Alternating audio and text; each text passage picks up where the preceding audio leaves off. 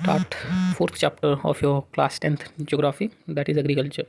तो बिना समय का बर्बाद करते हुए हम डायरेक्ट टॉपिक पे आते हैं। ओके, देखो इस चैप्टर में आप बहुत इंटरेस्टिंग चीज़ें पढ़ोगे, क्योंकि हम सब जानते हैं कि India is very much dependent on agriculture, right. India is an agrarian country हम कहते हैं ना, इसलिए। So see let's start the chapter and ये चैप्टर पूरी तरह से एग्जाम ओरिएंटेड है। तो आप अगर इस चैप्टर को पूरी तरह से देख लेते हो, आप एग्जाम रेडी हो जाओगे। Conditions applied, you have to read it by yourself also through an से खुद भी इसको थोड़ी सी पढ़ने की समझने की कोशिश करोगे, तब जाके ये और बहुत अच्छे तरीके से काम आएगा। इंडिया एक देखो एग्रीकल्चर इंपॉर्टेंट कंट्री है, तो मैंने ऑलरेडी आप लोगों को वैसे बताया हुआ है, there is nothing new in it. Okay, 2/3 population जो है ना, 2/3 of population in India is engaged in agricultural activities. समझ पा रहे हो? ओके, तो अगर 2/3 हिस्सा या 2/3 भाग population of India is dependent on agriculture, then what are the types of agriculture या फार्मिंग। ठीक है, क्योंकि पूरी 2/3 हिस्सा जो इंडिया का है, या हम कह सकते हैं 2/3 ऑफ द पॉपुलेशन, एक तरह का फार्मिंग तो करता नहीं होगा। फार्मिंग तो में तो डिफरेंसेस होंगे ऑब्वियसली ना। तो क्या क्या टाइप्स हैं फार्मिंग के, वो अभी हम देखेंगे। Just a second. Yes, agriculture के टाइप्स में सबसे पहले हम आ जाएंगे प्रिमिटिव सब्सिस्टेंस फार्मिंग। ये क्या है? प्रिमिटिव सब्सिस्टेंस फार्मिंग का मतलब क्या होता है, ये जानना बहुत ज़रूरी है। Primitive subsistence agriculture is practised on small patches of land, छोटे लैंड्स में किया जाता है प्रिमिटिव टूल्स की हेल्प से। जैसे हो है, डाउ है। अभी क्या है भाई, हो हा है, क्या है? ठीक है, तो जैसे आप सिक्कल देखते हो ना, सिक्कल हो गया, खुरपी हम कहते हैं हिंदी में। तो जो छोटे से गांव में जो लोग अपना इस्तेमाल करते हैं ना, छोटे अपने घर में रखने वाले टूल्स, उनसे अगर आप कर रहे हो तो आप प्रिमिटिव फार्मिंग कर रहे हो। ठीक है, यहाँ पर लेबर में कोई अलग से आप लेबर नहीं लाते हो, आपके घर के लोग ही लेबर का काम करते हैं, दैट इज़ फैमिली, और आस पड़ोस के लोग, that is community labour. Okay, clear है? तो ये कुछ इंपॉर्टेंट, ये जो पर्टिकुलर मैंने रेड लाइन से अंडरलाइन किया हुआ है ना, ये बहुत इंपॉर्टेंट है। तो क्या है, आप एनसीईआरटी पढ़ रहे हो ना, तो एनसीईआरटी की लैंग्वेज से भी अक्वाइंटेड आपको रहना है। तो इसको अच्छे से आप रीड कर लोगे या कहीं नोट डाउन कर लोगे, ये आपका नोट्स भी हो गया। And this type of farming basically depends upon monsoon. इसमें आप मानसून पे पूरी तरह से डिपेंड रहते हो। ठीक है, सॉइल की नेचुरल फर्टिलिटी पे डिपेंड रहते हो। ठीक है, और पूरी तरह से आप इन्वायरमेंटल कंडीशंस पे डिपेंड करते हो। अगर कंडीशन सूटेबल है तो आप कर पाओगे, नहीं है तो आप नहीं कर पाओगे। आपको वेट करना पड़ेगा कब बारिश होगा, आपको वेट करना पड़ेगा हमारा सॉइल कब फर्टाइल होगा। मैं कहने की एक बात बता रहा हूँ आपको। क्लैश एंड बर्न एग्रीकल्चर उसे कहते हैं जहाँ पर एक पैच ऑफ लैंड जो होता है उसका क्लियर कर देते हो। मतलब क्या, एक पैच ऑफ लैंड में आप लोगों ने खेती की, फार्मिंग किया, कल्टीवेशन किया, उसके बाद वहाँ पर उस जगह को जब आप हार्वेस्ट कर देते हो, तो उसके बाद आप उसे छोड़ देते हो वैसे ही, या फिर उसे बर्न कर देते हो और आप दूसरी जगह पे करते हो। तो जब वो बर्न हो जाता है ना, तो सॉइल जो है वो अपना फर्टिलिटी रिटेन कर देता है। अदरवाइज़ क्या होगा कि उस जगह पे ज़्यादा से ज़्यादा खेती अगर कंटिन्यू होता रहेगा तो उसकी फर्टिलिटी लूज़ हो जाएगी। ठीक है, ओके, समझ में आया? तो फार्मर्स क्या करते हैं, एक फ्रेश पैच ऑफ लैंड को क्लियर करते हैं, जिससे कि पहला वाला जो हमारा लैंड था जिसमें हमने कल्टीवेशन किया था, वो अपनी फर्टिलिटी को रिटेन कर ले, दोबारा से रिप्लेनिश कर ले। ठीक है, ठीक है, नेचर को एक समय मिल जाता है अपनी फर्टिलिटी को रिटेन करने का। क्लियर? ओके, तो इसे स्लैश एंड बर्न कहते हैं। एग्जाम में क्वेश्चन बहुत बार मैंने देखा है कि इस तरह का आता है कि अलग अलग जगहों पे अलग अलग नाम है इनका। ठीक है, तो झूमिंग क्या होता है और किस टेक्निक को झूमिंग कहा जाता है, क्या इस तरह से क्वेश्चन घुमा के वो देते हैं। तो झूमिंग स्लैश एंड बर्न एग्रीकल्चर का ही दूसरा नाम है।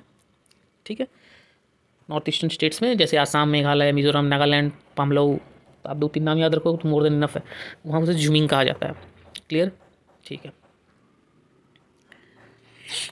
ठीक है, तो फर्टिलिटी उसकी अगर बात करें हम प्रोडक्टिविटी की, तो ऑब्वियसली लैंड प्रोडक्टिविटी तो बहुत ही लो है। क्यों लो है? क्योंकि हम कोई मॉडर्न इनपुट का इस्तेमाल नहीं कर रहे हैं ना, हम किसी तरह का नया इनपुट नहीं कर रहे हैं। हम तो सिर्फ और सिर्फ जो सॉइल का नेचुरल कंडीशन है उसके हिसाब से काम कर रहे हैं। ना तो हम कोई नया फर्टिलाइज़र इस्तेमाल कर रहे हैं, ना ही कोई मॉडर्न इनपुट्स दे रहे हैं, कुछ भी नहीं। तो प्रोडक्टिविटी तो ऑब्वियसली लो होगी। और नाम मैंने आप लोग को तो ऑलरेडी बताया, जूमिंग। ठीक है, अब देखो यहाँ भी बहुत सारे नाम दिए, जैसे मिल्पा कहते हैं मैक्सिको में, सेंट्रल अमेरिका में, कॉन्यूको वेनेजुएला में, रोका ब्राज़ील में, मैसोल सेंट्रल अफ्रीका में, लादांग इंडोनेशिया, रे वियतनाम। इंपॉर्टेंट नहीं है एग्जाम में, मुझे नहीं लगता, इतने सालों से मैंने क्वेश्चन पेपर देखा है, मुझे नहीं लगता कि वो ये क्वेश्चन दे पाएंगे या देंगे। दे तो पाएंगे ऑब्वियसली, पर देंगे नहीं। ठीक है, तो जूमिंग बहुत बार आता है, इसलिए आप जूमिंग को अच्छे से याद रखिएगा। ठीक है, okay, again it's upon you, if you want you can remember other names also. ज्ञान कभी व्यर्थ थोड़ी जाता है, बेकार थोड़ी होता, तो काम ही आएगा ना। Intensive subsistence farming. अब ये इंटेंसिव सब्सिस्टेंस फार्मिंग क्या है? प्रिमिटिव तो अलग था, इंटेंसिव क्या है? ये उन जगहों पर किया जाता है जिन जगहों पर हाई पॉपुलेशन प्रेशर है लैंड में। करेक्ट, हाई पॉपुलेशन प्रेशर है लैंड में। तो सीधी सी बात है, हाई पॉपुलेशन प्रेशर है तो उनको ये है कि हम बहुत ज़्यादा कल्टीवेशन करें, तो ये लेबर इंटेंसिव फार्मिंग है। ये सब आप समझ लेना अच्छे से, क्योंकि ये सब एज ए नोट्स भी आप लिख सकते हो। It's very very important. Okay, तो अगर आप ये हाई इंटेंसिव या फिर हम कह सकते हैं लेबर इंटेंसिव फार्मिंग है, इंटेंसिव फार्मिंग की अगर हम बात करते हैं, तो वहाँ पर तो इरीगेशन की भी ज़रूरत पड़ेगी ना, वहाँ पर फर्टिलाइजर्स की ज़रूरत पड़ेगी, मैन्योर की ज़रूरत पड़ेगी, क्योंकि हमें प्रोडक्टिविटी बढ़ाना है अपना, सिंपल। ठीक है, हम देखो धीरे धीरे लैंड तो कम हो रहा है। यहाँ पर एक दिया हुआ है, through the right of inheritance leading to division of land. यानी भाई एक इंसान है, ठीक है, मैं आपको अगर इस बात को अच्छे से समझाऊँ तो एक इंसान है, उसके 3 बेटे हैं, ठीक है, उनके फिर 2-2 बेटे हैं। माने आप बात समझ पा रहे हो मैं क्या कहना चाह रहा हूँ? तो इस तरह से देखो तो एक लैंड जो है वो तो कंटिन्यूसली डिवाइड हो रहा है ना। या बेटर ये रहेगा आप इस तरह से समझ जाओ तो, जैसे एक इंसान है, उसके 2 बेटे हुए, उन दोनों को उसे अपना लैंड देना होगा, इनके 2-2 बेटे हो गए, ठीक है। तो एक लैंड जो पहले था उसके 4 भाग हो चुके हैं। This is the right of inheritance, इसकी वजह से लैंड जो है वो कम होते जा रहा है। तो इनके ऊपर प्रेशर आता जा रहा है कि आप कम लैंड में ज़्यादा प्रोडक्शन करें, ठीक है। इसलिए मैक्सिमम आउटपुट लेने के लिए इंटेंसिव फार्मिंग की ज़रूरत होती है, ठीक है। तो एग्रीकल्चरल लैंड में बहुत प्रेशर आते जा रहा है आजकल, क्योंकि पॉपुलेशन इंक्रीज़ हो रहा है, राइट। उन्हें तो अच्छे से अर्निंग भी तो करना है, राइट। फार्मर्स जो हमारे देश की एक कह सकते हैं हम कि बहुत इंपॉर्टेंट पार्ट है, उनको भी तो अपने आप को सस्टेन करना है ना, सर्वाइव करना है, वो भी अच्छे से थोड़ा ऑब्वियसली चाहेंगे उनकी लाइफ जो है कंफर्टेबल हो, दैट्स व्हाई। ठीक है, हम तीसरी पार्ट में आते हैं जो है commercial farming. Commercial farming is that type of farming जिसमें बहुत ही high doses of modern inputs तो होते ही हैं। HYV सीड्स का इस्तेमाल होता है, केमिकल फर्टिलाइजर्स, इंसेक्टिसाइड्स, पेस्टिसाइड्स होता है, ताकि हायर प्रोडक्टिविटी मिले, ठीक है। तो ये कमर्शियल क्रॉप्स को उगाने के काम आता है। कमर्शियल क्रॉप्स क्या होते हैं? जिन क्रॉप्स का डिमांड ज़्यादा है, जिन क्रॉप्स को बेचने से पैसा ठीक ठाक मिल जाए, ठीक है। अब कमर्शियल क्रॉप्स हर स्टेट्स के अपने अलग हैं। Rice is a commercial crop in Haryana and Punjab, ठीक है। राइस जो है वो एक कमर्शियल क्रॉप है फॉर हरियाणा एंड पंजाब, पर ओडिशा में वो एक सब्सिस्टेंस क्रॉप है, क्योंकि ओडिशा के लोग राइस खा के ही जीते हैं। With no offence to all the Odisha people, I am also one of people from Odisha, but यहाँ पर वो स्टीपल फूड है। यहाँ के लोग जो है वो राइस बहुत पसंद करते हैं। बट अगर आप चले जाओ हरियाणा और पंजाब में, तो वहाँ का वो रेगुलर डाइट नहीं है। वहाँ के लोग जो है वो व्हीट ज़्यादा खाते हैं, आटा, रोटी, पराठे, समझ रहे हो। तो वहाँ के लिए राइस एक कमर्शियल क्रॉप है। It's something different from the regular diet, so it's a type of special food, ठीक है। तो डिपेंड करता है। अब उड़ीसा के लिए जो है वो कोई दूसरा चीज़ जो होगा वो वहाँ का कमर्शियल डाइट होगा ना, कमर्शियल क्रॉप्स होगा, ठीक है। तो इस तरह से चीज़ें डिपेंड करती है from one state to another state. Okay okay, सुनाओ। यस, अब देखो एक और काफ़ी इंटरेस्टिंग टाइप ऑफ फार्मिंग है, वो है प्लांटेशन। इसमें क्या होता है याद कर लेना, इसे बहुत इंपॉर्टेंट है। A single crop is grown on a large area, ये काफ़ी इंपॉर्टेंट है, मैं इसे अंडरलाइन कर देता हूँ। A single crop is grown on a large area, तो ये मैंने अंडरलाइन कर दिया, ठीक है। क्योंकि एक ही तरह का, जिसको हम बगान कहते हैं ना, बिहार यूपी तरफ जाओ तो कहेंगे बगीचा, बगान, वो यही होता है कि एक तरह का क्रॉप ही सारी जगहों पे फैला होता है, ठीक है। Plantations cover large tracts of land and using capital intensive inputs. Plantation में कैपिटल तो बहुत ही लगेगा, ऑब्वियसली लगेगा, नहीं लगेगा तो फिर हम उतने बड़े एरिया को संभालेंगे कैसे, उतने बड़े एरिया में क्रॉपिंग कैसे करेंगे, उनको मेंटेन कैसे करेंगे। तो ये कैपिटल इंटेंसिव इनपुट है, पैसे बहुत लगते हैं इसमें, पर आप उतना कमा भी लेते हो, क्योंकि इसमें फिर अर्निंग भी तो होगी ना, रेवेन्यू भी तो जनरेट होगी, आप इतने सारा प्रोडक्शन करोगे तो in India basically tea, coffee, rubber, sugar cane are important plantation crops. ये एग्जाम में क्वेश्चन डायरेक्टली आता है, name some important plantation crops in India. तो आपको ये डायरेक्टली लिखना है, सॉरी, ओके, ठीक है। So tea, coffee, rubber, sugar cane, banana etcetera are important plantation crops. आप 2-3 नाम याद कर लो, it's again more than enough, no need to worry about that. Assam की टी, ठीक है, सब जानते हैं, tea in Assam, north Bengal obviously Darjeeling side में, ठीक है। Coffee in Karnataka are some of the important plantation crops. हो सकता है ये एग्जाम में आ जाए, क्योंकि मैंने रिसेंटली क्वेश्चंस कुछ देखे थे इससे रिलेटेड, ठीक है। तो कॉफ़ी कर्नाटका की, टी आसाम की, काफ़ी इंपॉर्टेंट है, और ये बहुत इंपॉर्टेंट प्लांटेशन क्रॉप्स हैं इन स्टेट्स में, okay. So since the production is mainly for market, so a well developed network of transport and communication connecting the plantation areas plays an important role. ये सारा चीज़ जो होता है वो मार्केट के लिए होता है। आप अगर प्लांटेशन फार्मिंग कर रहे हो तो ये आप अपने खाने के लिए तो कर नहीं रहे होगे ना, बेचने के लिए कर रहे होगे। तो सीधी सी बात है कि अगर आप बेचने के लिए कर रहे हो तो आपका मार्केट से कनेक्टिविटी सही होना चाहिए, साथ ही साथ आपके प्रोसेसिंग इंडस्ट्रीज़ आसपास होने चाहिए, ठीक है। यानी आपका प्लांटेशन एरिया और वो उनके बीच ज़्यादा दूरी नहीं होनी चाहिए, अदरवाइज़ आपको ट्रांसपोर्टेशन का कॉस्ट ज़्यादा पड़ेगा। और हो सकता है अगर आप कोई फ्रेश क्रॉप्स का आपको नीड है तो हो सकता है आप उतने फ्रेश तरीके से आप उसे वहाँ पहुँचा ना पाओ। यानी फॉर एग्जांपल शुगर केन, अब आपको अगर 3 दिन लगते हैं उसे manufacturing industries, sorry not manufacturing, processing industries या मार्केट तक पहुँचाने में, तो वो 3 दिन में तो उसकी कंटेंट तो सूख जाएगी ना, उसकी sugar content. That's why I hope you are getting all this. यहाँ आप देख सकते हो कुछ पिक्चर से banana plantation, bamboo plantation, correct. Now let's move to the cropping patterns. कितने तरह के क्रॉपिंग पैटर्न हैं इंडिया में? इंडिया में क्रॉपिंग सीजन्स 3 होते हैं, ओके। तो हम डायरेक्टली पॉइंट वाली बात कर रहे हैं हम यहाँ पर, नो इधर उधर की बात, just to the point. So India has 3 cropping seasons, rabi, kharif and zaid. ये आपको याद करना ही है, there is no option for this, okay. So ये आप इंपॉर्टेंट चीज़ है, अगर आप इंपॉर्टेंट चीज़ मिस करते हो अब एग्जाम में आपको उसका कॉस्ट पे करना पड़ेगा, इसलिए। तो अब रबी क्रॉप क्या है, खरीफ क्रॉप क्या है, ज़ैद क्रॉप क्या है, किस सीज़न में इनका क्या कैसे प्रोडक्शन होता है, क्या है, वो सब चीज़ मैं आपको बताऊँगा जो एग्जाम के लिए इंपॉर्टेंट है। तो आपको बस ध्यान से इसे सुनना है, okay. So rabi crops are sown in winter from October to December and harvested in summer from April to June. इसके लिए एक प्रॉपर वो भी है, क्या कहते हैं उसे, एक ट्रिक भी है, वो बताता हूँ। जैसे आप लोग जानते हो रबी का मतलब क्या होता है? रबी का मतलब होता है सन, राइट? यही होता है ना सन, रबी का मतलब शुद्ध हिंदी में। तो रबी क्रॉप का मतलब सन से रिलेटेड है समर, यस, सन से रिलेटेड है समर, क्योंकि सन होगा तो समर होगा, गर्मी होगा। तो सीधी सी बात है कि रबी क्रॉप को हम हार्वेस्ट कब करते हैं? समर में करते हैं। मैंने ऑलरेडी अंडरलाइन किया है, आप देख सकते हो यहाँ पर, ध्यान से देखना, ये सब चीज़ें समर में करते हैं, करेक्ट। तो जब भी रबी क्रॉप का बात आएगा आप तुरंत जान जाओगे कि अच्छा इसे हार्वेस्ट, क्योंकि रबी का मतलब सन होता है तो इसे समर में हार्वेस्ट किया जाता है।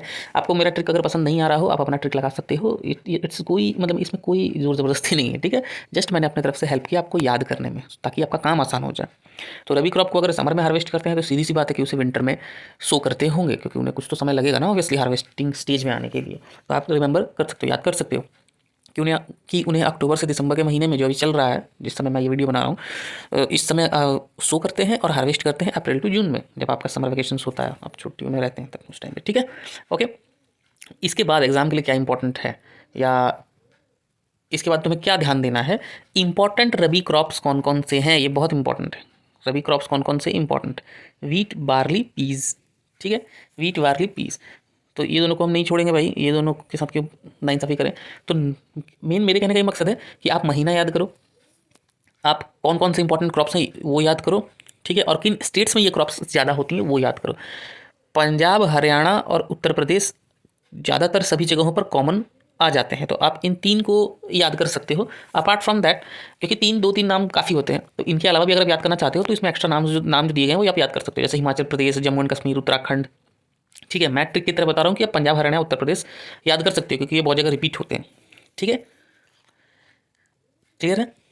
चलो सही है। अब देखो क्या होता है कि विंटर मंथ्स में वेस्टर्न टेम्परेट साइक्लोन्स या जो थोड़े बहुत साइक्लोनिक डिस्टर्बेंसेस की वजह से कभी कभी रेनफॉल हो जाते हैं विंटर मंथ्स में, ठीक है, और वो ही इस क्रॉप्स को सक्सेस देते हैं सबसे ज़्यादा।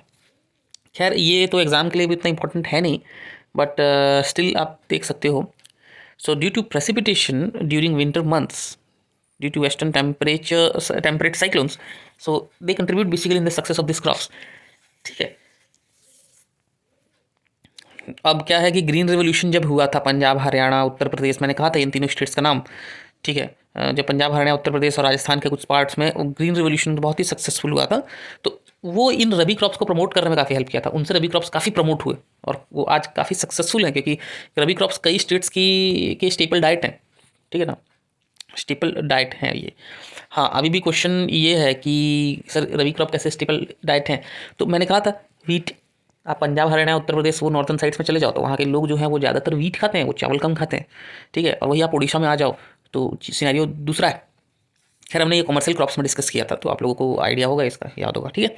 तो अभी हम आगे बढ़ते हैं, खरीफ क्रॉप्स में आते हैं सॉरी। तो खरीफ क्रॉप्स कब होते हैं? वो होते हैं ऑनसेट ऑफ मानसून, जैसे ही मानसून आएगा वैसे ही खरीफ क्रॉप्स को सो करने का समय आ जाएगा। और अगर आप मानसून में उसे सो करते हो तो ऑब्वियसली आप विंटर सीजन के अराइवल में या विंटर सीजन में आप कह सकते हो आप उन्हें हार्वेस्ट करोगे ना। देखो इसलिए मैं इन्हें अंडरलाइन कर रहा हूँ रेड कलर से, because they are very important. तो आप इनका नोट्स भी बना सकते हो, okay. So they are harvested in September October. कौन से इंपॉर्टेंट क्रॉप्स हैं जो खरीफ सीजन में होते हैं? तो पैडी होते हैं, मेज़ होते हैं, जवार, बाजरा, तूर, मूंग, उड़द, कॉटन, जूट, ग्राउंडनट और सोयाबीन।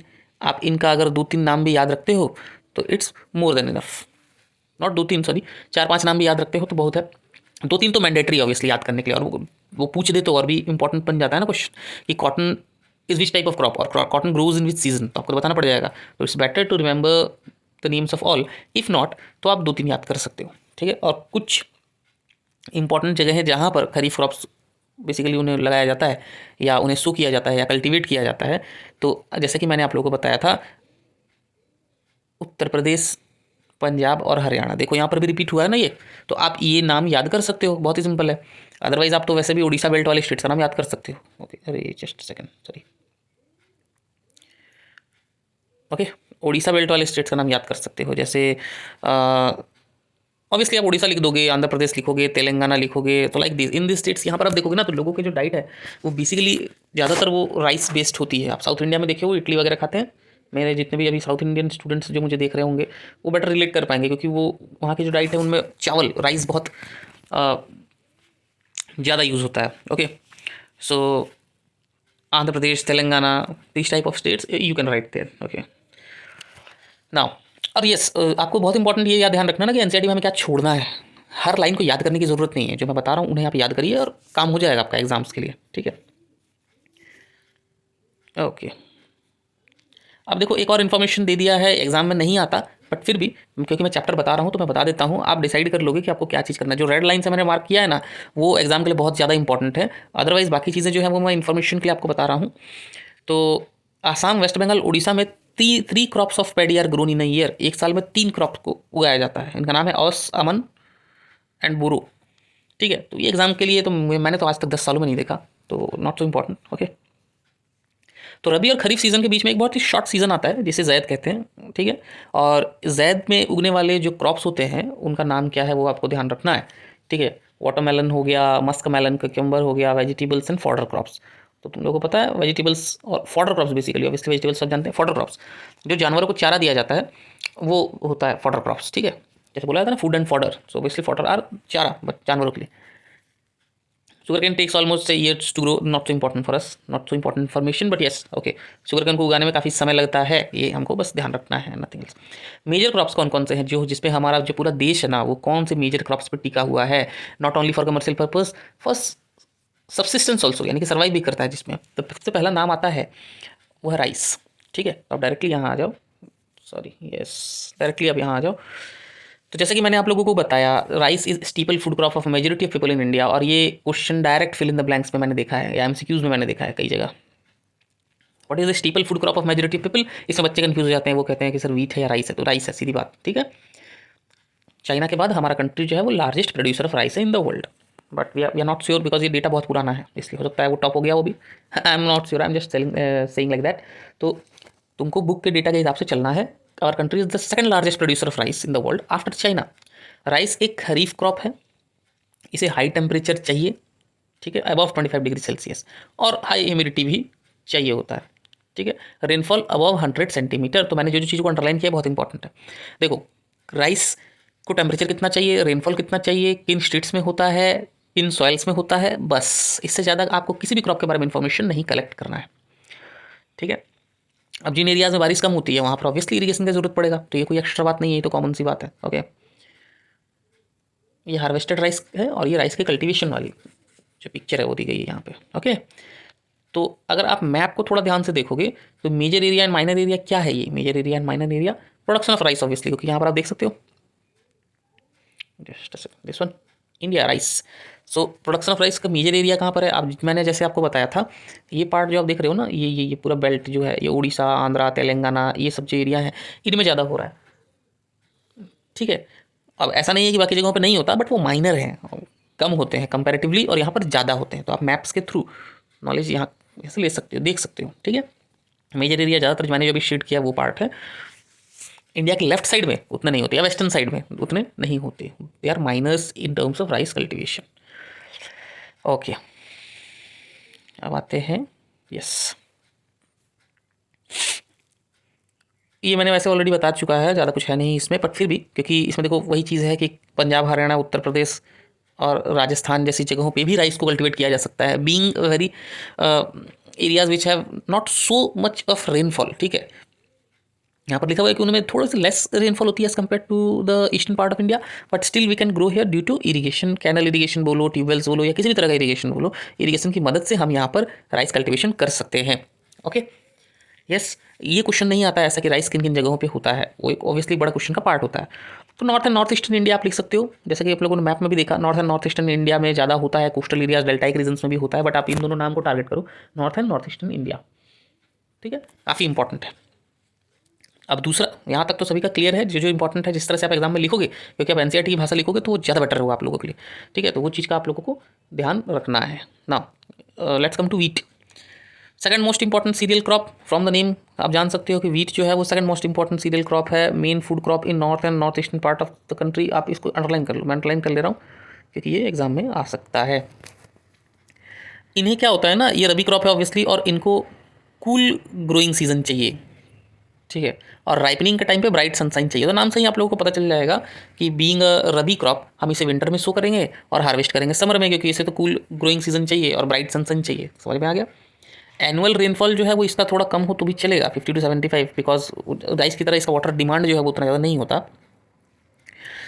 ठीक है, और इसके दो इंपॉर्टेंट वीट ग्रोइंग जोन्स होते हैं, the Ganga Sutlej plains in the north west and the black soil region of the Deccan. Deccan यानी कि हमारा जो पेनिनसुलर प्लेट्यू वाला पार्ट होता है वो डेक्कन में। ठीक है, अब अगर आएगा ये कि मेजर वीट प्रोड्यूसिंग स्टेट्स कौन कौन से हैं, तो जैसा मैंने आप लोगों को बताया था, पंजाब, हरियाणा, उत्तर प्रदेश, दैट्स ऑल। ठीक है, पंजाब, हरियाणा, उत्तर प्रदेश। बात करते हैं मिलेट्स की। ठीक है, और जैसा कि आप लोग जानते होंगे शायद कि मिलेट्स को कोर्स ग्रेन्स भी कहा जाता है, और अगर नहीं जानते तो ये अंडरलाइन करने वाली बात है, बहुत ही इंपॉर्टेंट, ये एग्जाम में आता है। ठीक है, which crops are known as coarse grains, तो आपको पता होना चाहिए कि millets are known as coarse grain. Millets में आते कौन कौन सी चीज़ें, जवार, बाजरा, रागी। ठीक है, इंपॉर्टेंट मिलेट्स है जवार, बाजरा, रागी, JBR। ओके, कुछ भी आप अपने से ट्रिक्स लगा कर इसे याद कर सकते हो, समझ सकते हो। इनका न्यूट्रिशनल वैल्यू तो बहुत ज़्यादा है ही। ठीक है, पर क्या क्या है एग्जैक्टली वो हम जान लेते हैं। रागी में आयरन, कैल्शियम होता है। जवार जो है वो third most important food crop with respect to area and production. जानते ही हो आप, पहला दो कौन सा है, राइस एंड व्हीट। ठीक है, तो इसके अलावा मुझे नहीं लगता कि और कोई चीज़ इसमें इंपॉर्टेंट, पर्टिकुलरली मैं इस अभी तक जो मैं बताया उसके लिए बोल रहा हूँ, आगे तो और इंपॉर्टेंट चीज़ें हैं, बट मुझे लगता है कि ये आप अगर जान ले रहे हो तो ठीक है, क्योंकि वो रागी की न्यूट्रिशनल वैल्यू ऐसे जल्दी तो वो पूछता है नहीं क्वेश्चन में। ठीक है, but yes they are rich in iron, calcium. Okay, what, ragi, clear. हाँ, एक और इम्पॉर्टेंट चीज़ है कि ये मिलेट से हमें रफीज बहुत मिलता है, यानी हम फाइबर बहुत खा पाते हैं, और फाइबर खाने से हमारा जो सिस्टम है, डाइजेस्टिव सिस्टम, वो काफ़ी हेल्दी रहता है। करेक्ट। ओके, तो अब एग्जैक्टली सेम पैटर्न में हमको ये जानना है कि कौन कौन से स्टेट्स हैं। तो यहाँ पर अगर आप देखोगे तो यहाँ पर आप पंजाब, हरियाणा, उत्तर प्रदेश नहीं लिख सकते, बट यस हाँ, ऑब्वियसली उत्तर प्रदेश आप लिख सकते हो, क्योंकि कुछ स्टेट्स जो हैं, राजस्थान, महाराष्ट्र, गुजरात, हरियाणा, या हम कह सकते हैं कि नीवरिंग टू राजस्थान जो एरियाज़ हैं कुछ कुछ वहाँ पर होते हैं। ठीक है, तो उत्तर प्रदेश आप लिख सकते हो, तो एक दो आप याद कर लो तो काफ़ी है। जैसे जवार कहाँ कहाँ होता है, महाराष्ट्र, कर्नाटक, आंध्र प्रदेश, मध्य प्रदेश, इनमें से आप कोई 3-4 भी याद करते हो, so it's more than enough. 3 कर लिए तो आप काफ़ी है। इसके अलावा बाजरा ग्रोज ऑन सैंडी सॉइल या शैलो ब्लैक सॉइल। तो आप तो जानते होगे ना कि सैंडी सॉइल कहाँ मिल सकता है, ज़्यादातर डेजर्ट एरिया में मिलेगा ना, तो राजस्थान जो है वो obviously is the major bajra producing state in India. ठीक है, इसके अलावा और भी कुछ स्टेट्स हैं उसके नेबरिंग में जो बाजरा प्रोड्यूस करते हैं, बट ये सबसे इंपॉर्टेंट। ठीक है, अब रागी कहाँ होता है, ये red, black, sandy, loamy, shallow black soils, इन सब जगहों पे हो सकता है। Ragi is a quite means हम कह सकते हैं कि थोड़ा वर्सेटाइल क्रॉप होता है, वो अलग अलग तरह के सॉइल्स में हो पाता है। तो मेजर रागी प्रोड्यूसिंग स्टेट्स जो हैं अकॉर्डिंगली उस हिसाब से होंगे ना, कर्नाटक, तमिलनाडु, हिमाचल प्रदेश, उत्तराखंड, सिक्किम, झारखंड, अरुणाचल प्रदेश। ओके, तो ये जो है स्टेट्स, ये हो गए हमारे रागी प्रोड्यूसिंग स्टेट्स। तो आप जो जो मैं अंडरलाइन कर रहा हूँ आप उसको अंडरलाइन कर सकते हो और अपना एक नोट्स तैयार कर सकते हो। अगर आप लोगों को दिक्कत हो रहा होगा इस चीज़ को नोट डाउन करने में, तो आप वीडियो को पॉज करके या वीडियो को दोबारा देख के इसे कर सकते हो। और अगर आप चाहते हो कि आप वीडियो को, यानी कि मतलब ऑब्वियसली वीडियो थोड़ी लेंदी हो जाती है राइट, तो आप उसे 1.5 की स्पीड में देख सकते हो, तो आप बेटर समझ पाओगे। ठीक है, आप टाइम के साथ मैनेज कर पाओगे ना। अब हम आ जाते हैं, देखो ये जितनी चीज़ें हैं ना वही ज़्यादातर इंपॉर्टेंट है, तो आप उसे ही याद कर लो तो मोर देन इनफ होगा इस चीज़ में। और आपको ज़्यादा जानना नहीं है, क्योंकि ये सिर्फ इन्फॉर्मेशन है, कुछ समझने वाली बात इसमें नहीं है, इन्फॉर्मेशन गेन करने वाली बात है। ओके, मेज, इसमें से एक बहुत इंपॉर्टेंट क्वेश्चन आता है, वो भी मैं आपको बता देता हूँ। It is a crop which is used as both food and fodder. ये मैं आपको अपने 8-10 साल के एक्सपीरियंस की वजह से बता रहा हूँ, मैंने बोर्ड का क्वेश्चन देखा हुआ है, उसमें कई बार ये क्वेश्चन आया हुआ है कि which crop is used as food and fodder. तो कई बच्चे मिलेट लिखते हैं, बट आंसर होगा मेज। ठीक है, it is a kharif crop, important, very important. 21 degree Celsius to 27 degree Celsius इसकी टेम्परेचर की नीड है। ओके, किस सॉइल में सबसे ज़्यादा होता है? ओल्ड एलुवियल सॉइल में सबसे ज़्यादा होता है। ओके, मेज़ की प्रोडक्शन जो है वो इंक्रीज़ हो रही है, ये आपको अलग से याद करने की ज़रूरत नहीं है, क्योंकि कोई भी अगर क्रॉप में आप HYV सीड्स यूज़ करते हो, फर्टिलाइजर्स यूज़ करते हो, modern fertilizers, irrigation and all, तो उसकी प्रोडक्शन इंक्रीज़ होती है। मेजर स्टेट्स कौन कौन से वो याद करना सही रहेगा। तो वो है उत्तर प्रदेश, हमेशा की तरह आप रिपीट कर सकते हो। मेज ज़्यादातर आप बिहार लिख सकते हो, क्योंकि नेबरिंग है उत्तर प्रदेश का, तो वो आपको याद रह जाएगा। ठीक है, और आप एक स्टेट का नाम याद कर सकते हो, चाहे वो कर्नाटका हो, मध्य प्रदेश हो, आंध्र प्रदेश हो या तेलंगाना हो, कोई भी अपना एक जो आप रिटेन कर सको, दिमाग में याद कर सको उसे। ठीक है, करेक्ट। चलो अब आगे बढ़ते हैं। ये रहा इंडिया की वीट प्रोड्यूसिंग स्टेट्स। तो अगर आप देखोगे तो यहाँ आपको अच्छे से थोड़ा सा डिफरेंस क्लियर कट समझ में आ जाएगा, क्योंकि हमने देखा था कि जब हम राइस की प्रोडक्शन देख रहे थे तो वो पर्टिकुलरली इन सब जगहों पे था। ठीक है, बट अगर हम वीट का देखते हैं तो अनलाइक राइस वो इस जगह पे ज़्यादा है, राइट, इस जगह पे ज़्यादा है। तो जो कि पूरी तरह से क्लियर पता चलता है कि वीट जो है वो उन स्टेट्स पे ज़्यादा होता है जिन स्टेट्स पे एलुवियल सॉइल काफ़ी ज़्यादा है, नॉर्थन प्लेन्स हम कह सकते हैं। Correct, okay. और हाँ, जहाँ रेनफॉल जो है वो कंपेरेटिवली थोड़ा सा कम है आप कह सकते हो, क्योंकि आप लोगों ने ऑलरेडी डेटा पढ़ा हुआ है इसका, तो वो आपको थोड़ा याद रखना ज़रूरी है। ओके, चलो पल्सेस। पल्सेस के बारे में बहुत इंटरेस्टिंग बात यह है कि India is the largest producer as well as the consumer of pulses in the world. Okay, सबसे ज़्यादा प्रोड्यूस और सबसे ज़्यादा कंज्यूम करने वाला कंट्री है। कौन कौन से मेजर पल्सेस हैं वो याद करने वाली चीज़ है। ठीक है, तो मेजर पल्सेस जो होते हैं वो है तूर, अरहर, उड़द, मूंग, मसूर, पीस, ग्राम। अब ये जगह जगह पे इसका अलग अलग नाम होगा अपने लोकेलिटी के हिसाब से, बट इसका कॉमन नेम जो है वो यहाँ पे दिया हुआ है। ठीक है, यस। तो इनमें से कुछ जो होते हैं ना वो खरीफ सीजन में होते हैं, कुछ जो होते हैं वो रबी सीजन में होते हैं, वो हम देखेंगे। ठीक है, पल्सेस का एक खास ये बात ये भी है कि वो ड्राई कंडीशंस में भी रह जाते हैं, बट अगर ये इतनी इंपॉर्टेंट बात नहीं है कि हम इसे अंडरलाइन करें, तो मैं इसे हाईलाइट कर देता हूँ बस। Sorry, not this one. तो पल्सेस जो हैं वो less moisture and even survive in dry conditions, they require very less moisture. Okay, हाँ, और एक बहुत इंपॉर्टेंट चीज़ ये है कि pulses are leguminous crops. What are leguminous crops? अरहर को छोड़कर, एक्सेप्ट अरहर, बाकी जितने भी पल्सेस हैं they helps in restoring soil fertility by fixing nitrogen from the air. और यहाँ पर एक प्रोसेस होता है जिसे हम कहते हैं nitrogen fixation. Correct, nitrogen fixation, उससे इसको काफ़ी हेल्प मिलता है सॉइल को अपने फर्टिलिटी को रिटेन करने के लिए। जब हम साइंस में पढ़ेंगे ना इस चीज़ को, तो वहाँ मैं क्लियर आपको बताऊंगा कि एक्जैक्टली नाइट्रोजन फिक्सेशन क्या है, क्योंकि हम ज्योग्राफी पढ़ रहे हैं, इसके बारे में डिटेल जानना अभी के लिए हमारे लिए इंपॉर्टेंट नहीं है। ओके, तो हम आगे बढ़ते हैं, मेजर पल्स प्रोड्यूसिंग स्टेट्स में आते हैं। मेजर पल्स प्रोड्यूसिंग स्टेट्स कौन कौन से हैं ये इंपॉर्टेंट है, तो इसे आप अंडरलाइन कर लो।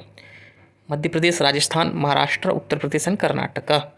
ठीक है, अगेन सभी को याद करना इम्पॉर्टेंट नहीं है, तो आप अपने अकॉर्डिंग याद कर सकते हो। 3 या 4 स्टेट्स, 3 स्टेट्स याद कर लो, काफ़ी है। ओके, तो अब तक तो सब क्लियर है, क्योंकि मैंने अभी पल्सेस के बारे में जो इन्फॉर्मेशन दिया, जो मैंने अंडरलाइन किया है वो बहुत ज़्यादा इंपॉर्टेंट है, और जो मैंने हाईलाइट किया है वो ऑब्वियसली इंपॉर्टेंट है, तो ये आप लोगों को याद रखना है। अब हम आगे बढ़ते हैं। Food crops, those are not greens. Okay, हम उन फूड क्रॉप्स के बारे में भी बात करेंगे जो ग्रीन्स नहीं है। ओके, जैसे सबसे पहला आता है शुगर केन। इसके बारे में खास बात यह है कि ये ट्रॉपिकल एज वेल एज सब ट्रॉपिकल क्रॉप है, यानी कि एक नॉर्थ इंडिया में भी होता है, साउथ इंडिया में भी होता है। करेक्ट, इसकी टेम्परेचर रेंज देख रहे हो 21 डिग्री सेल्सियस टू 20, इससे हम अंडरलाइन कर लें तो बेटर रहेगा, 21 degree Celsius to 27 degree Celsius इसकी टेम्परेचर रेंज, क्योंकि ये हॉट एंड ह्यूमिड क्लाइमेट जो है वो पसंद करता है। और रेनफॉल है 75 centimetre to 100 centimetre. Again you have to remember this. और जहाँ पर लो रेनफॉल हो वहाँ इरिगेशन की ज़रूरत पड़ेगी। तो ये सब कुछ कॉमन चीज़ें हैं, इसको हर बार रट्टा मारने की आप लोगों को ज़रूरत नहीं पड़ेगी, क्योंकि कॉमन सी चीज़ है। ठीक है, कई तरह के सॉइल्स में ये हो जाता है। ओके, ये रहा शुगर केन का कल्टीवेशन का, आप देख रहे हो यहाँ पर। ये जो है ये बहुत इंटरेस्टिंग चीज़ आप जानते हो, sugar cane is a type of grass.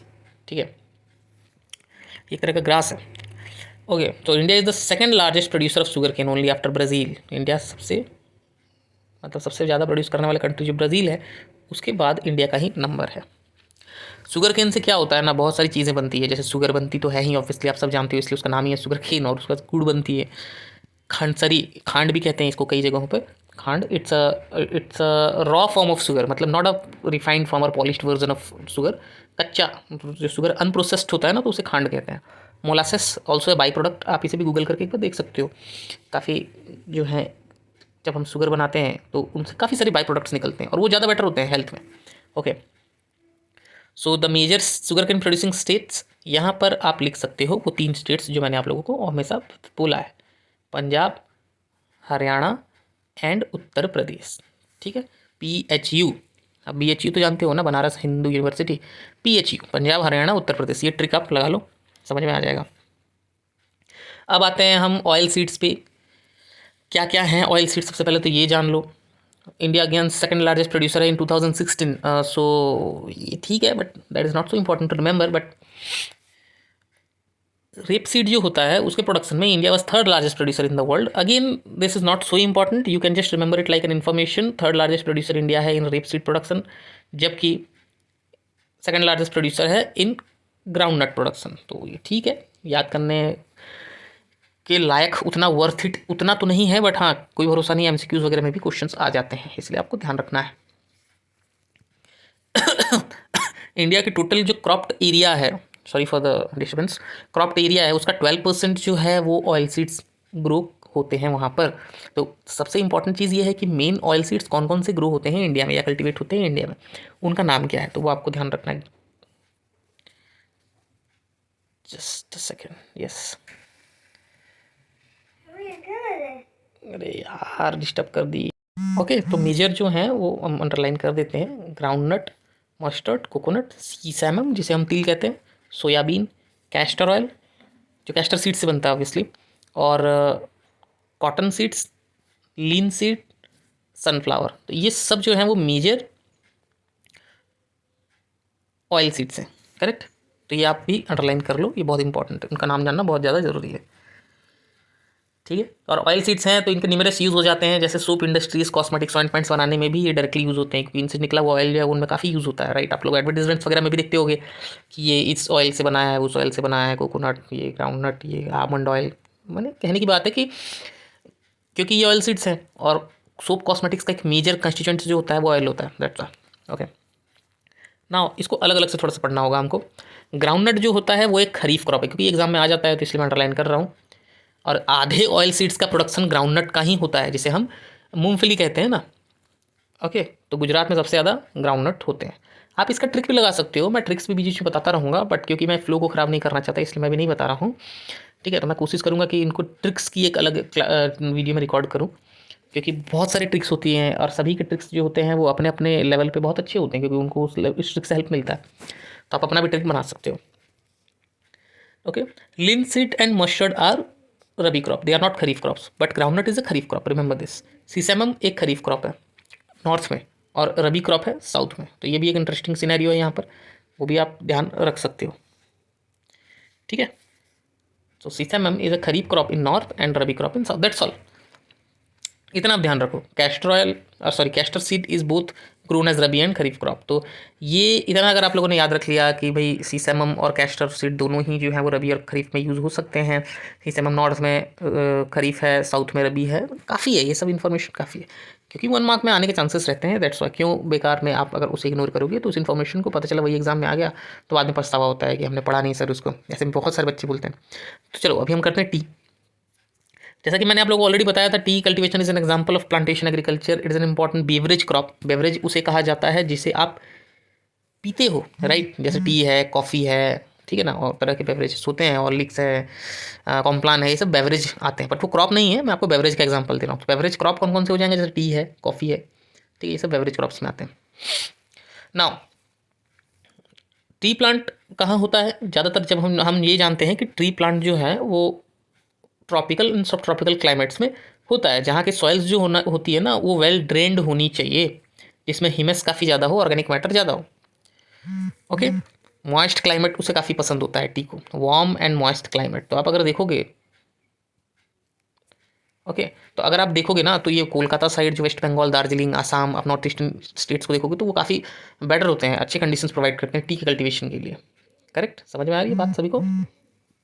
Okay, इसे ब्रिटिशर्स ने इंट्रोड्यूस किया था एंड ऑल। ये तो ऐसे इतिहास काफ़ी लंबा है तो उसमें हमको जाने की ज़रूरत नहीं है। हम जो इंपॉर्टेंट चीज़ें हैं हम उसे याद करने की कोशिश करेंगे, because there are many informations, so you have to pay attention to important information. Okay, यहाँ आप देख रहे हो सनफ्लावर एंड मस्टर्ड की भी कल्टीवेशन देख रहे होगे आप, पिक्चर दिया गया है ना। टी जो है वो काफ़ी लेबर इंटेंसिव इंडस्ट्री है, इसमें बहुत सारे लेबर की ज़रूरत होती है, वो भी चीप एंड स्किल्ड लेबर, क्योंकि ज़्यादा ज़रूरत होती है तो चीप इसलिए लिखा गया है, अदरवाइज महंगा होगा। Okay, and it requires frequent showers, सालों भर थोड़ी थोड़ी बारिश होते रहे तो वो सही है। Okay, evenly distributed over the year, ऐसा नहीं कि कुछ समय बारिश हुआ, कुछ समय सूखा पड़ा हुआ है, बिल्कुल बारिश नहीं हो रहा, तो उस कंडीशन में टी नहीं हो पाता। तो उन जगहों पर जैसे हिल स्टेशन वगैरह हो गए ना आसाम में, जैसे देखो तो टी, दार्जिलिंग जैसे मैंने कहा बहुत फेमस है। क्यों? क्योंकि वहाँ सालों भर थोड़ी बहुत बारिश होती रहती है, एकदम से गैप नहीं होता, इसलिए कंडीशंस पे डिपेंड करता है। Okay, now major tea producing states, जैसे मैं बार बार कह रहा हूँ आपको, Assam, hills of Darjeeling, Jalpaiguri districts, ठीक है, वेस्ट बंगाल। तो ये याद रखना क्योंकि बहुत बच्चों को कन्फ्यूज़न था, जो कि मुझे पता नहीं था कि आप लोगों को, मतलब बहुत बच्चों को इसमें कन्फ्यूज़न है, और वो ये था कि वो तब से यही सोचते थे कि दार्जिलिंग जो है वो आसाम में है, बट ऐसा नहीं है, दार्जिलिंग जो है वो वेस्ट बंगाल में है। ठीक है, एंड केरला एंड तमिलनाडु भी आप लिख सकते हो, साउथ इंडिया में भी टी प्रोडक्शन होता है। ठीक है, साउथ इंडिया में भी होता है। मेघालय, आंध्र प्रदेश, उत्तराखंड, हिमाचल प्रदेश, ये भी टी प्रोड्यूसिंग है, बट हम जब बात करते हैं मेजर टी प्रोड्यूसिंग स्टेट्स की तो कुछ पर्टिकुलर स्टेट्स के नाम ही हम लिख पाते हैं, ज़्यादातर आसाम और वेस्ट बंगाल का नाम ही आता है, अदरवाइज बाकी स्टेट्स में भी होते हैं। Okay, in 2016 India was the second largest producer of T after China. 2016 में इंडिया जो था वो सेकंड लार्जेस्ट प्रोड्यूसर था। ओके, ना कॉफ़ी, इंडिया में ना जो इंडियन कॉफ़ी होता है वो बेसिकली कर्नाटका से आता है और वो काफ़ी फेमस है बाहर, मतलब कि फॉरेन में। ओके, तो यहाँ पर किस वैरायटी को प्रोड्यूस किया जाता है, कौन सा वैरायटी कल्टीवेट होता है? अराबिका वैरायटी, जो कि यमन से आता है, वो इंडिया में प्रोडक्शन किया जाता है। ओके, पहले क्या था, इसका कल्टीवेशन सिर्फ बाबा बुडान हिल्स में होता था। ओके, अब क्या है, ये सिर्फ नीलगिरी, केरला, तमिलनाडु, यानी Nilgiri they are range of mountains in Karnataka, Kerala और तमिलनाडु में ही कन्फाइंड है। आप कॉफ़ी की प्रोडक्शन जो है वो बाकी दूसरे स्टेट्स में उतना नहीं देखोगे। ठीक है, इसके भी अपने अपने रीजंस हैं। सबसे बड़ा रीज़न तो सीज़न होगा, राइट, क्योंकि वो कंडीशंस को अगर वो फुलफिल करता होगा, अगर बाकी स्टेट्स उस कंडीशन को फुलफिल करेंगे तो ऑब्वियसली होंगे, और अगर नहीं कर पाएंगे तो नहीं हो पाएंगे दूसरी जगहों पर, यही तो होता है। ठीक है, यहाँ पे कई सारे पिक्चर्स दिए गए हैं, T cultivation, T harvesting process, ठीक है, पोमेग्रेनेट कैसे होता है, एप्पल और एप्रिकॉट्स किस तरह से होते हैं, तो ये सब आप देख सकते हो, दे आर वेरी इंटरेस्टिंग। ना हॉर्टिकल्चर क्रॉप्स, जिनके बारे में अभी मैं पिक्चर्स बता रहा था ना आपको, तो what is horticulture crop? Fruits and vegetables को हॉर्टिकल्चर क्रॉप्स कहा जाता है, fruits and vegetables. Okay, second largest producer, India is second largest producer of fruits and vegetables. Okay, now mangoes of Maharashtra, Andhra Pradesh, Telangana, ठीक है, oranges of Nagpur, bananas of Kerala, ये सब तो आपने नाम सुना होगा, काफ़ी फेमस है नाम। ठीक है, महाराष्ट्र, आंध्र प्रदेश, मैंने तो जैसे नाम सुना है अल्फोंसो मैंगो, या जिसे हाफूज आम कहते हैं महाराष्ट्र में, वो इंडिया इंडिया तो नहीं, पूरे वर्ल्ड की स्वीटेस्ट मैंगो है, बहुत ही हाई रिच क्वालिटी, वो महाराष्ट्र में मिलती है। ओके, उत्तर प्रदेश की लीची और गुआभा, ओके, उत्तर प्रदेश और Bihar obviously. Okay, and pineapples of Meghalaya, तो ऐसे बहुत सारे एग्जांपल्स हैं। ग्रेप्स ऑफ आंध्र प्रदेश, आप देखोगे तो हर स्टेट की अपनी एक स्पेशलिटी है in terms of vegetables and fruits, तो वो आप रीड कर सकते हो। ओके, तो they are in great demand obviously. अगर मैं बात करता हूँ एप्पल्स की, पियर्स, एप्रिकॉट्स, वॉलनट्स, तो आप ऑब्वियसली जम्मू एंड कश्मीर, हिमाचल प्रदेश ये बोलोगे ना। आप लोग जानते हो सेब की जो प्रोडक्शन होती है, जो कल्टिवेशन करते हैं, नॉट प्रोडक्शन, वो J&K, Jammu and Kashmir and Himachal Pradesh जैसे जगहों पे होती है। तो इसलिए इनका डिमांड जो है वो ऑल ओवर इंडिया क्या ऑल ओवर वर्ल्ड भी होता है, करेक्ट। और इसमें बहुत ज़्यादा इन्फॉर्मेशन जो है नहीं दिया गया है, तो आप उसको पढ़ना भी नहीं है कि किन किन मतलब रेनफॉल टेम्परेचर वगैरह कुछ मेंशन ज़्यादा नहीं है, तो हम उसे नहीं करेंगे अभी, ठीक है। India is an important producer of P, cauliflower, onion, cabbage, tomato, brinjal, potato. इसमें भी कोई स्पेसिफिक क्वेश्चन नहीं बनने वाला आपका, करेक्ट। तो आप चेस्ट से एज ए इन्फॉर्मेशन याद कर लोगे इसे। अब हम नॉन फूड क्रॉप्स में जब आते हैं तो सबसे पहला नॉन फूड क्रॉप आता है रबड़, ठीक है। वैसे तो एक इक्वेटोरियल क्रॉप है, बट ये सब ट्रॉपिकल और ट्रॉपिकल कंडीशंस में भी होता है। इसे हॉट एंड ह्यूमिड क्लाइमेट चाहिए, sorry moist and humid climate चाहिए, जो कि 200 सेंटीमीटर से ज़्यादा इसका रेनफॉल होना चाहिए, और टेम्परेचर जो है वो 25 डिग्री सेल्सियस से ज़्यादा होना चाहिए। I hope you are getting this, क्योंकि ये कंडीशंस जो हैं ये याद करना बहुत ही इंपॉर्टेंट है, इसलिए मैंने इसे रेड लाइन से अंडरलाइन किया हुआ है। Moist and humid climate, more than 200 centimeter of rainfall and temperature above 25 degree Celsius. It's an important industrial raw material. और कहाँ होता है ये major? Kerala, Tamil Nadu, Karnataka, Andaman Nicobar islands, Garo hills of Meghalaya. तो आप ये ट्रिक लगा सकते हो कि साउथ के स्टेट्स का नाम आप बेझिझक लिख सकते हो in rubber production. Okay, now we will do fibre crops. Okay, we will study about fibre crops, ठीक है। तो फाइबर क्रॉप्स में हमने ऑलरेडी मेरे ख्याल से उसका इंट्रोडक्शन कर लिया था, बट स्पेसिफिकली अभी हम कॉटन से स्टार्ट करेंगे जानना। देखिए, कॉटन तो काफ़ी इंपॉर्टेंट है। अगर हम इंडिया के हिस्टोरिकल बैकग्राउंड की बात करते हैं तो उसमें कॉटन बहुत इंपॉर्टेंट होता है, बट वो सब चीज़ हमारे लिए एग्जामिनेशन पॉइंट के लिए इंपॉर्टेंट नहीं है, तो हम उन चीज़ों को ज़्यादा टारगेट करेंगे जो एग्जाम के लिए इंपॉर्टेंट है। क्लियर है? जिससे हमें मार्क मिले इस चैप्टर में। एग्जाम ओरिएंटेड अप्रोच है हमारा स्टार्टिंग से, ठीक है।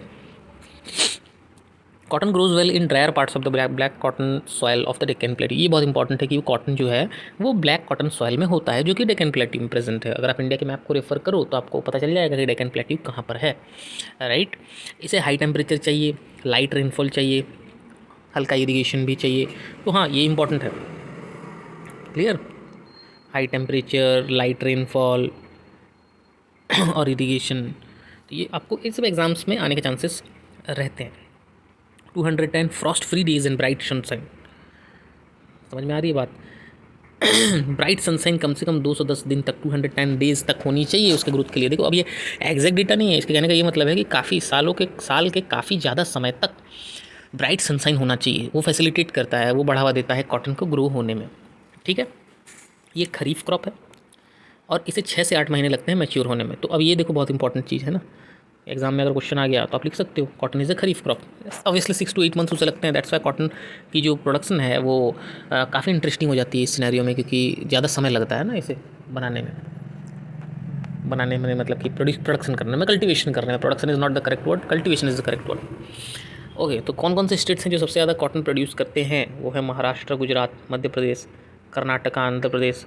तो क्या आप, मैंने जो आप लोगों को वो ट्रिक बताया था पंजाब, हरियाणा, यूपी, क्या वो यहाँ अप्लाई कर सकते हो? बिल्कुल कर सकते हो। यहाँ देख रहे हो पंजाब, हरियाणा, यूपी। तो आपके ऊपर, आप चाहो तो वो स्टेट्स जो हम सब में रिपीट करते हैं वो आप यहाँ भी रिपीट कर सकते हो, Punjab, Haryana, UP. Okay, the same states. Clear? और ये ब्लैक कॉटन सॉइल वाली जो पार्ट है ना, इसे भी आप लोग ध्यान रखिएगा, क्योंकि ये भी बहुत इंपॉर्टेंट है कि ब्लैक कॉटन सॉइल में कॉटन ग्रो होता है। यस, नाउ कॉटन की बात तो हो गई, अब हम आगे बढ़ते हैं और समझते हैं जूट के बारे में, ठीक है। Jute is known as the golden fibre. Exam में ये क्वेश्चन डायरेक्ट आता है कि which crop is known as golden fibre. Jute जो है ना वो वेल ड्रेन्ड सॉइल्स में होता है। जो सॉइल जो है वो फ्लड प्लेन से, जहाँ पर सॉइल जो है वो हर साल रिन्यू होते रहते हैं फ्लड की वजह से, तो वेल ड्रेन्ड सॉइल में जूट ज़्यादा होता है। अगर आप इन सब चीज़ों को मैच करो तो वेस्ट बंगाल, बिहार, आसाम, उड़ीसा, इन सब जगहों में वो जो सॉइल्स होते हैं वो वेल ड्रेन्ड होते हैं, जो फ्लड प्रोन एरियाज़ होते हैं, ठीक है, फ्लड प्लेन्स, जहाँ पर सॉइल जो है वो हर बार रिन्यू होते रहते हैं। तो बंगाल में बहुत ज़्यादा जूट मिल्स है। अगर आप लोग बंगाल को बिलोंग करते हो या आप लोग बंगाल गए हो घूमने के लिए, वेस्ट बंगाल पर्टिकुलरली कोलकाता के आसपास के एरियाज़, क्योंकि मैं वहाँ गया हुआ हूँ तो मैंने देखा बहुत ज़्यादा जूट मिल्स है, क्योंकि वो जूट के लिए काफ़ी अप्रोप्रिएट एरिया है। ओके, जूट का यूज़ क्या है? ये गनी बैग्स बनाने में यूज़ होता है, मैट्स, रोप्स, यार्न, कारपेट और दूसरे तरह के आर्टिफैक्ट्स बनाने में भी जूट का इस्तेमाल किया जाता है। ऑब्वियसली आप लोगों ने जूट से बने हुए बैग्स वगैरह तो देखे होंगे ना, जिसे हम हिंदी में बोरा कहते हैं, बोरी कहते हैं, राइट। और वैसे ही देखो, जूट की तरह ही काफ़ी कुछ लगने वाला एक होता है हेम्प, ठीक है। तो उससे आप कंफ्यूज नहीं होना, हेम्प जो होता है वो दूसरा होता है, उसका इंडस्ट्रियल यूज़ ज़्यादा है, जो कि यहाँ पर दिखा लिया हुआ था ना, cotton, jute, hemp, natural silk, 4 major fibre crops जो कि इंडिया में कल्टीवेट किए जाते हैं, करेक्ट। तो ये जो है कॉटन, जूट हो, हेम्प हो, नेचुरल सिल्क हो, ये सब मेजर हैं। इनमें हेम्प भी आता है, आप उसे गूगल करके एक बार चेक कर सकते हो किस तरह का दिखता है, उसका इंडस्ट्रियल यूज़ काफ़ी ज़्यादा है, ठीक है। और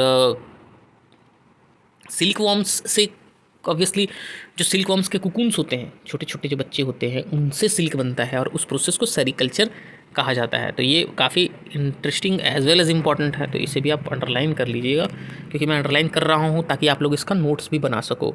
दिक्कत हो रहा है अगर सोचोगे कि अरे हम तो अभी दूसरे पेज में हैं सर, अभी आगे बढ़ा दिए, आप वीडियो को दोबारा देख के उसे अंडरलाइन जरूर करिएगा, क्योंकि मैं जिस चीज़ को अंडरलाइन कर रहा हूँ ना वो एग्जाम के लिए बहुत इंपॉर्टेंट है। ओके, तो अब हम ये देखेंगे कि what are the technological and institutional reforms, ठीक है, जिससे कि हम अपने कल्टीवेशन को बूस्ट कर सकें और प्रोडक्शन बढ़ा सकें, यही सब चीज़, ठीक है। सबसे पहला, sustained uses of land without compatible techno institutional changes have hindered the pace of agricultural development। मतलब क्योंकि देखो, sustained uses of land without compatible techno institutional changes, हम अपने टेक्नोलॉजी में इंस्टीट्यूशनल चेंजेस जो है वो एग्रीकल्चर के सेक्टर पर नहीं कर रहे हैं ज़्यादा, ये मैं बात कर रहा हूँ पहले की, नहीं कर रहे हैं ज़्यादा, जिसकी वजह से हमारा एग्रीकल्चरल डेवलपमेंट जो है वो नहीं हो पा रहा है जिस पेस में उसे होना चाहिए। इसके कहने का ये मतलब है। ओके, ठीक है। अब क्या हो रहा है, हम ज़्यादातर अगर मानसून पे डिपेंड रहेंगे और सॉइल के नेचुरल फर्टिलिटी पे डिपेंड रहेंगे तो क्या होगा भाई, पॉपुलेशन तो बढ़ रहा है ना, तो हमारा एग्रीकल्चर जो है वो तो सीज़न पे डिपेंड कर रहा है, हम तो अपने तरफ से एग्रीकल्चर के लिए कुछ कर नहीं रहे हैं, तो हमारा पॉपुलेशन को हम पालेंगे कैसे, समझ में आ रहा है। और एग्रीकल्चर एक ऐसा सेक्टर है जो कि 60% से ज़्यादा लोगों को यहाँ पर रोज़गार देता है, रोज़गार इन द सेंस लोग उसी से ही पैसा कमाते हैं, more than 60% of its population. Okay, it gives livelihood, which gives livelihood, agriculture gives livelihood. Okay, इसलिए हमको इंस्टीट्यूशनल रिफॉर्म्स कुछ लाने होंगे। किस तरह के institutional reforms, like collectivisation, consolidation of holdings, cooperation, abolition of zamindari, ठीक है, ज़मींदारी सिस्टम हटाना, कलेक्टिवाइजेशन, अगर हम फार्मिंग करते हैं तो क्यों ना कई सारे फार्मर्स मिलकर एक पर्टिकुलर एरिया को चुन लें और वहीं पे अपने सब खेती वगैरह करें, वो बेटर है। कंसोलिडेशन ऑफ होल्डिंग्स, ठीक है, holdings in the sense in terms of land it is given. मेरे ख्याल से इसमें और ज़्यादा डिटेल जाना अभी उतना इंपॉर्टेंट है नहीं, तो आप नाम एक बार पढ़ सकते हो, ये सारी स्टेप्स हमारे लिए ज़रूरी है और आगे बढ़ सकते हैं हम, ठीक है। लैंड रिफॉर्म्स जो था ना, वो हमारा फर्स्ट 5 ईयर प्लान जब बना था, जब देश आज़ाद हुआ था, तो ये भी हमारा सबसे पहला फोकस था इसमें, ठीक है। और आप जान रहे हो, मैंने ऑलरेडी भी इसके पहले डिस्कस किया है कि जो राइट ऑफ इनहेरिटेंस है, एक इंसान के 2-3 बेटे हैं तो उन 2-3 में फिर लैंड डिवीज़न मतलब डिवीज़न हो जाता है। तो इसलिए ये जो इश्यूज़ हो रही हैं एग्रीकल्चर में, in the sense issues in the sense कि हमको उन लैंड्स को मैनेज करना, ठीक है, सही तरीके से इस्तेमाल करना हमारे लिए बहुत ज़्यादा इम्पोर्टेंट हो जाता है इस केस में, ठीक है। जस्ट सेकेंड, एक minute, yes, sorry for the disturbance.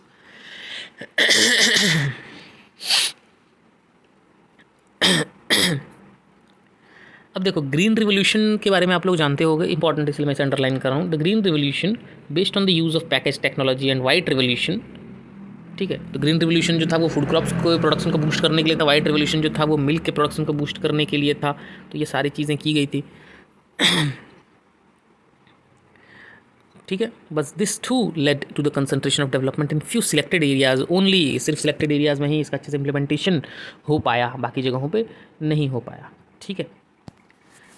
अब देखो क्या क्या इंस्टीट्यूशनल या टेक्निकल रिफॉर्म्स की गई हैं अब तक फार्मर्स के लिए। क्रॉप इंश्योरेंस दिया गया है, इंपॉर्टेंट है, अंडरलाइन कर रहा हूँ, आप लोग भी इसे नोट डाउन करिएगा।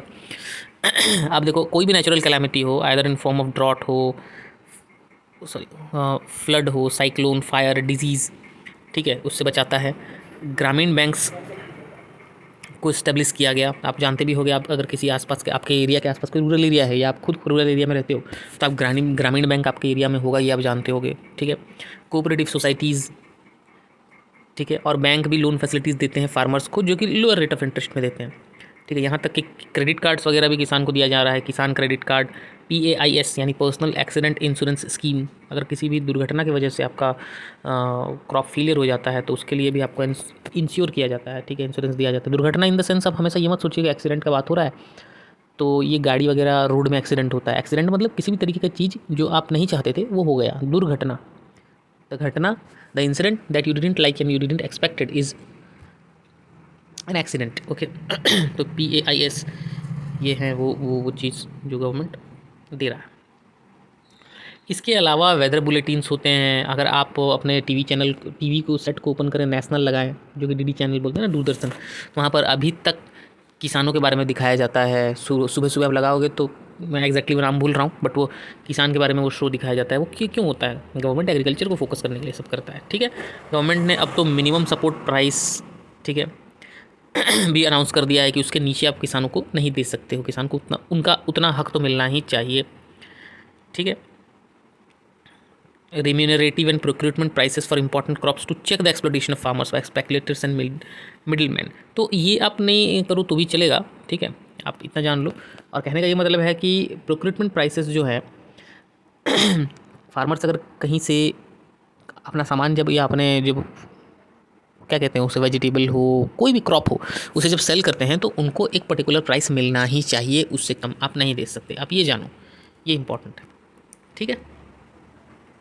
और बीच में जो लोग आ जाते हैं ना कमीशन लेने के लिए कि चलिए हम आपका सारा फसल बिकवा देंगे, ये करेंगे, जो मिडिल मैन हैं, स्पेक्यूलेटर्स हैं, इन सबसे बच के रहना चाहिए, क्योंकि वो कमीशन अपना रखते हैं बीच में और फार्मर्स को ल्योर करते हैं, ठगते हैं, जो कि बहुत गलत बात है, क्योंकि वो बहुत मेहनत करते हैं, ठीक है।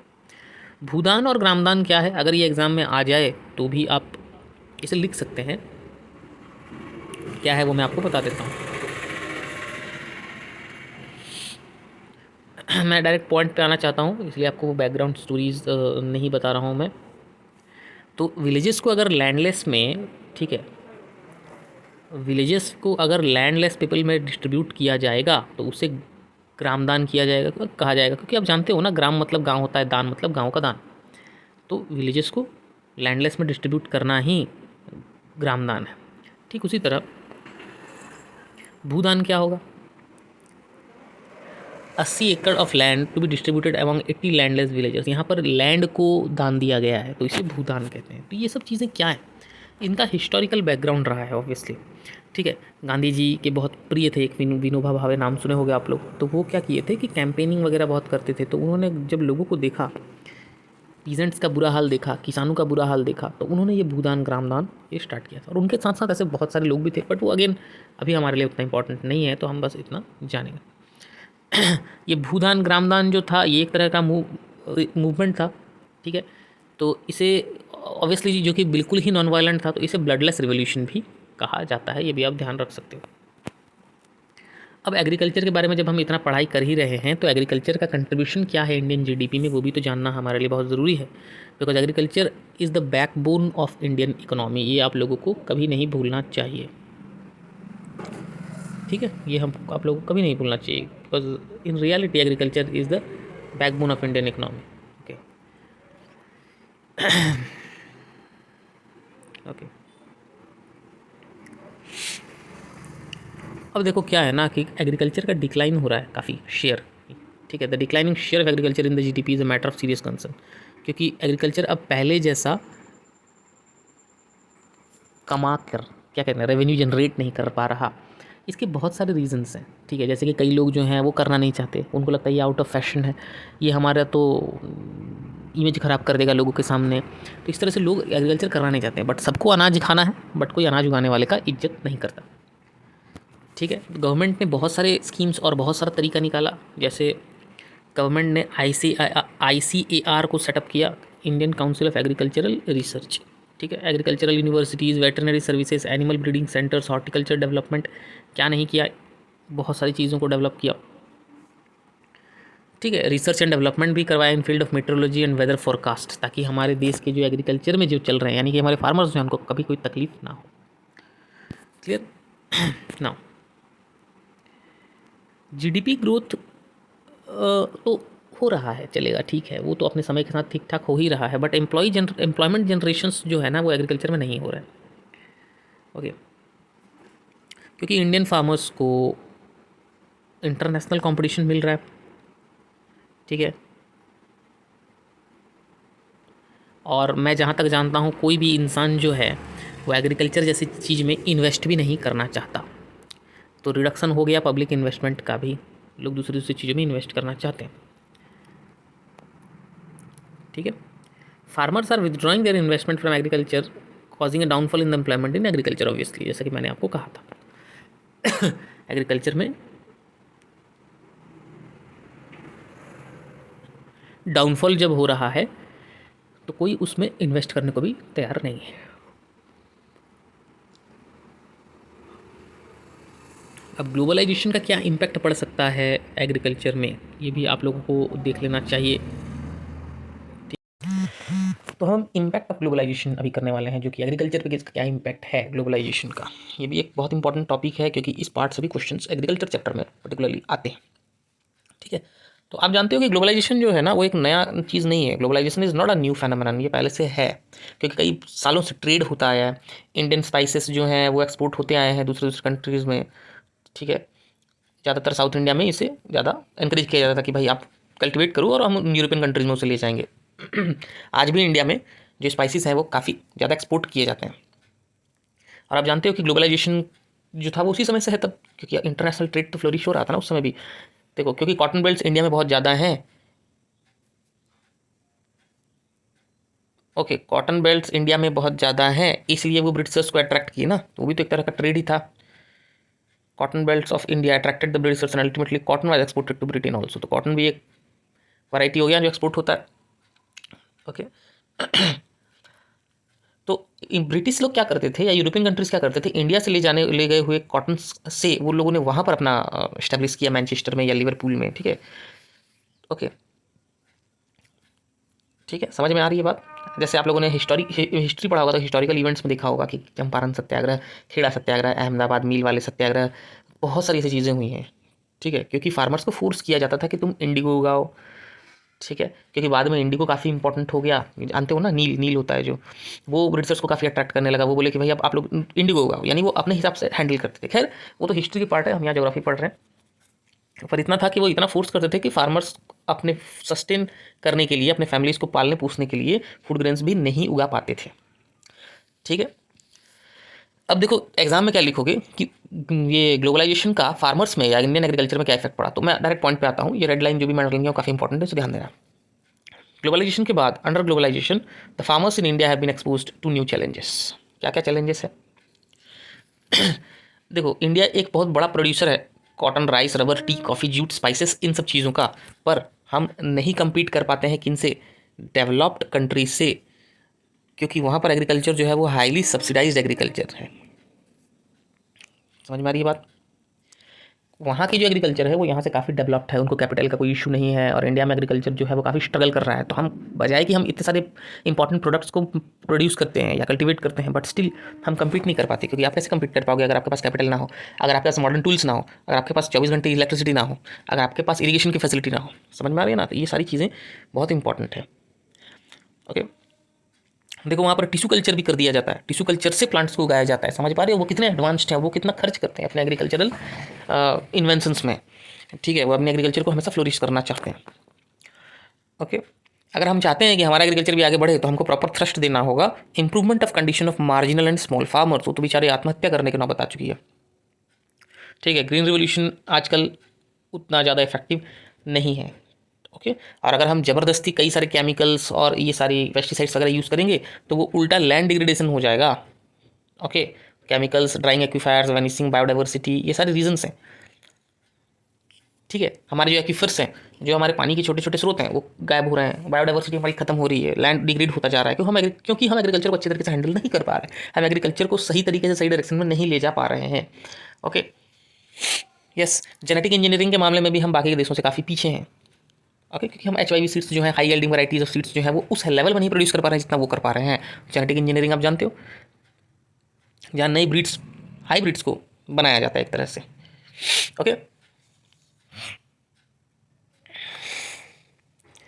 अगर आप लोगों ने ये वर्ड सुना है ऑर्गेनिक फार्मिंग, तो ये बहुत ही सही है, क्योंकि ऑर्गेनिक फार्मिंग इज़ यूज्ड और it is done without use of fertilizers and pesticides, जो कि कहीं ना कहीं इन्वायरमेंट फ्रेंडली तो है, बट ऑर्गेनिक फार्मिंग उतना प्रोडक्शन के मामले में या कल्टीवेशन की क्वांटिटी के मामले में उतना आगे नहीं है। ओके, जिससे कि फार्मर्स को इसमें उतना ज़्यादा फ़ायदा तो नहीं हो पाता, but still in terms of quality it's very good. ठीक है, क्वालिटी ऑफ क्रॉप्स जो हम कहते हैं। Okay, India's rural population is about 833 million, which depends upon 250 million hectares of agricultural land. समझ पा रहे हो, जो बहुत ही कम है, लेकिन आपको ये डेटा एग्जैक्टली याद नहीं रखना है। ठीक है, तो करना क्या है, इतने सारे प्रॉब्लम्स तो हैं, बट करना क्या है, Indian farmers should diversify their cropping pattern from cereals to high value crops. ये सबसे पहला सोल्यूशन है जो हम कर सकते हैं। ये इनकम को इंक्रीज करेगा और इन्वायरमेंटल डिग्रेडेशन को रिड्यूस भी करेगा। ओके, अब fruits, medicinal herbs, flowers, vegetables, biodiesel crops like jatropha, jojoba, इनको बहुत लेस इरिगेशन चाहिए राइस और शुगर केन से। तो अब इंडियन फार्मर्स को शिफ्ट करना पड़ेगा। कब तक राइस और वीट उगाएंगे तो उनसे उनको ज़्यादा फायदा तो होगा नहीं। तो अपार्ट फ्रॉम दैट, ये नहीं कि उनको उगाना बंद कर दें, उनके साथ साथ आपको ऐसे चीज़ों को भी इरीगेट करना है, सॉरी, ऐसे चीज़ों को भी कल्टिवेट करना है जो कि आपको पैसे देने वाले क्रॉप्स होंगे। राइट, वो क्रॉप्स जिसे हम कैश क्रॉप्स कहते हैं, या जो कुछ हद तक उनकी वैल्यूज़ ज़्यादा होती है वो। Okay, because India is rich in climate, so we have that capability to harness that. Okay, उससे वैल्यू हमको चाहिए। हमको इतना कैपेबल बनना है कि हम इंडिया की डाइवर्स क्लाइमेट और इंडिया में प्रेजेंट होने वाले जो रिसोर्सेस हैं उससे वैल्यूज़ निकाल सकें और अपने फार्मर्स को बेनिफिट कर सकें। तो इस फील्ड में भी ध्यान देना बहुत ज़रूरी है। Okay, India's diverse climate can be harness to grow a wide range of high value crops. This is the major solution. तो अगर इफेक्ट आ गया तो आप चाहो तो लॉन्ग क्वेश्चन अगर है तो आप इफेक्ट लिख सकते हो, और इफेक्ट लिखने के साथ साथ आप उसमें सोल्यूशंस भी ऐड कर सकते हो, इससे आपका आंसर और बेटर हो जाएगा। ठीक है, काफ़ी सही रहेगा वो। और हमारा इस पॉइंट पे हमारा चैप्टर खत्म हो जाता है। And I hope you enjoyed this chapter and you understood every detail of it. अगर कुछ इशू है आप तो मुझे कमेंट में ज़रूर बताइएगा, और अगर नहीं सब कुछ ठीक है, सो हम जब इस चैप्टर को क्वेश्चंस करेंगे, हम जब प्रीवियस ईयर क्वेश्चंस करेंगे तो हम इस चैप्टर के PYQs भी हम इसमें क्लियर करेंगे। Okay, bye bye everyone, keep learning, keep growing, have a nice day, bye bye.